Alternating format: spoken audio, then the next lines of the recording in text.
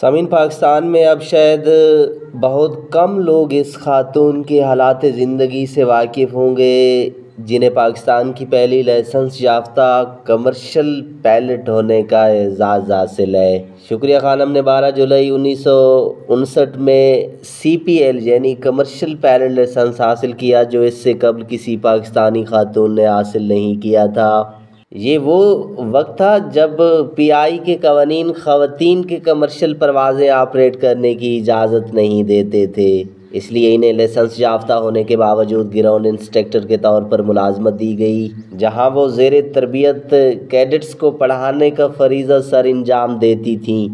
PIA کی پالیسیاں اگلی 3 دہائیوں تک نہیں بدلیں اور سن 1999 میں جا کر 2 خواتین کو PIA میں بھرتی کیا گیا، جو ملیحہ سمیع اور عائشہ رابعہ تھیں۔ کیپٹن عائشہ رابعہ نوید بعد میں پاکستان میں پہلی فلائٹ کپتان بنی۔ شکریہ خانم ٹی وی اینکر ڈاکٹر شاہد مسعود کی خالہ تھیں، جنہوں نے BBC سے بات کرتے ہوئے بتایا کہ شکریہ خانم بہت باہمت اور نڈر خاتون تھیں اور ایک ایسے دور سے تعلق رکھتی تھیں جو آج کی نسبت بہت روشن خیالی کا دور تھا۔ ڈاکٹر شاہد مسعود نے بتایا کہ شکریہ خانم کو جنرل ضیاء الحق کے دور میں گراؤنڈ کر کے جہاز اڑانے سے منع کر دیا گیا، کیونکہ شکریہ خانم کے بقول جنرل ضیاء کو اس بات پر اعتراض تھا کہ ایک خاتون ہو کر ایک مرد کے ساتھ اکیلے کاکپٹ میں رہیں گی۔ ڈاکٹر شاہد مسعود نے بتایا کہ وہ اکثر حیران ہو کر کہتی تھیں کہ میں انہی مردوں کے ساتھ پرواز کی تیاری کرتی ہوں، انہی کے ساتھ تربیت لی اور یہ سب میرے کام کے ساتھی ہیں، تو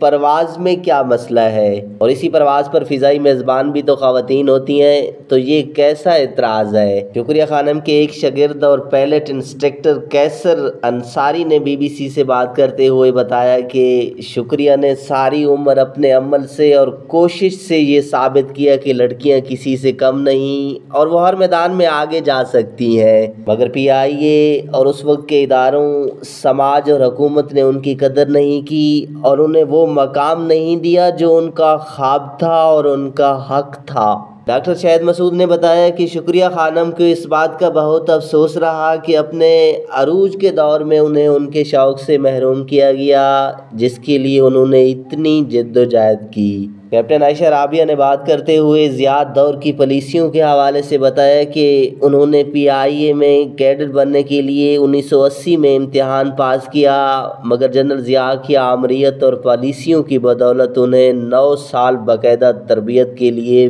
PIA میں شامل ہونے کے لیے انتظار کرنا پڑا۔ شکریہ خانم کے بارے میں کیپٹن عائشہ نے بتایا کہ شکریہ خانم نے ایک ایسے دور میں پائلٹ بننے کا فیصلہ کیا جس دور میں یہ مکمل طور پر مردوں کا پیشہ سمجھا جاتا تھا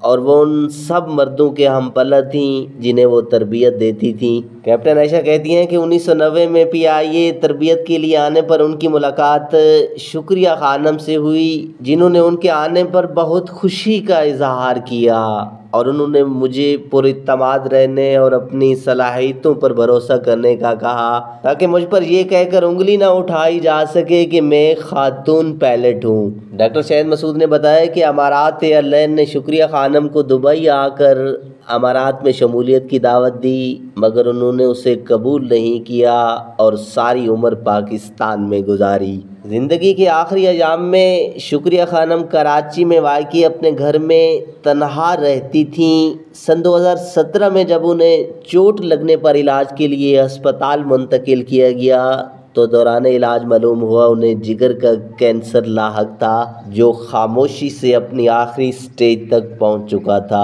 انہیں علاج کے گھر سے کراچی سے لاہور منتقل کیا گیا تھا، مگر وہ تندرست نہ ہو سکیں۔ پاکستان کی پہلی لائسنس یافتہ کمرشل پائلٹ شکریہ خانم 13 مئی 2017 کو 82 برس کی عمر میں وفات پا گئیں۔ پروردگار ان کو جنت الفردوس میں نمایاں مقام نصیب فرمائے۔